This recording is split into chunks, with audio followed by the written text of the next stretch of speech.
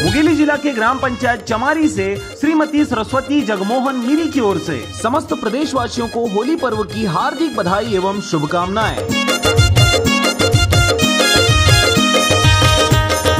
मुंगेली जिला के ग्राम पंचायत हरिहरपुर से विजय यादव सरपंच की ओर से समस्त प्रदेशवासियों को होली पर्व की हार्दिक बधाई एवं शुभकामनाएं। हो जाते पार हो जाते मोर पिचकारी के रंग।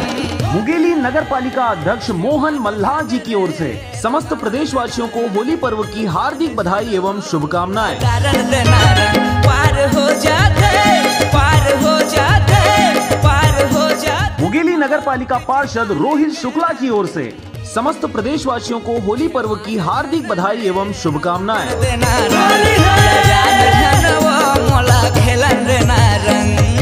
जनपद पंचायत बिल्हा के जनपद सदस्य सुभाषिनी कमल मरावी की ओर से समस्त प्रदेशवासियों को होली पर्व की हार्दिक बधाई एवं शुभकामनाएं।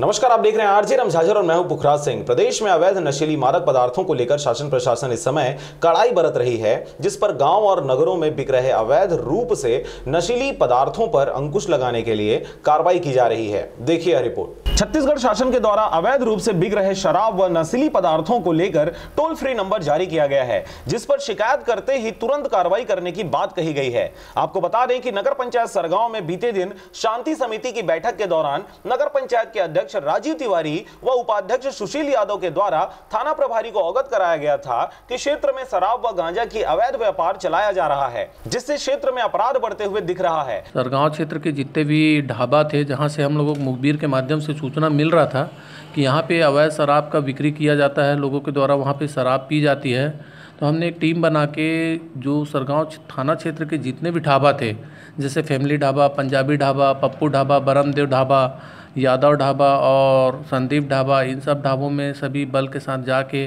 वहाँ चप्पे चप्पे में छानबीन किए, आसपास क्षेत्रों में देखे, कहीं पे भी ऐसा कुछ भी चीज़ नहीं दिखाई दिया।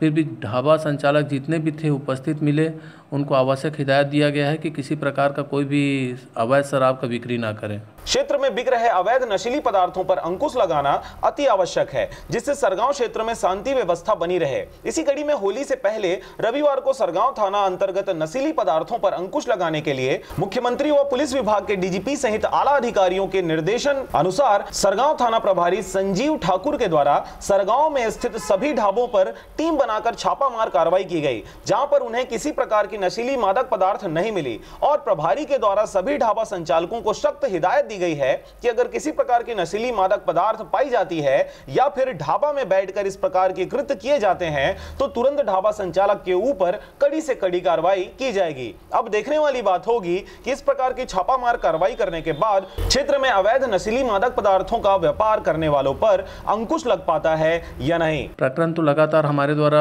हमारे थाना स्टाफ के द्वारा, मेरे स्वयं के द्वारा लगातार आबकारी कार्रवाई की जा रही है। जैसा कि प्रदेश में श्री हमारे मुख्यमंत्री जी और हमारे डीजीपी साहब के द्वारा आश्वासन मिला गया है कि जिस भी थाना क्षेत्र में अगर अवैध शराब बिक्री करते हुए पाया गया, वहाँ पे आवश्यक कठोर से कठोर कार्रवाई की जाएगी प्रभारी के ऊपर। इसके तहत हम लोग बहुत ज़्यादा सतर्क हैं और लगातार कार्रवाई की जा रही है। सरगांव से राजकुमार यादव के साथ नारायण बंजारे की रिपोर्ट, आरजे रमझाझर।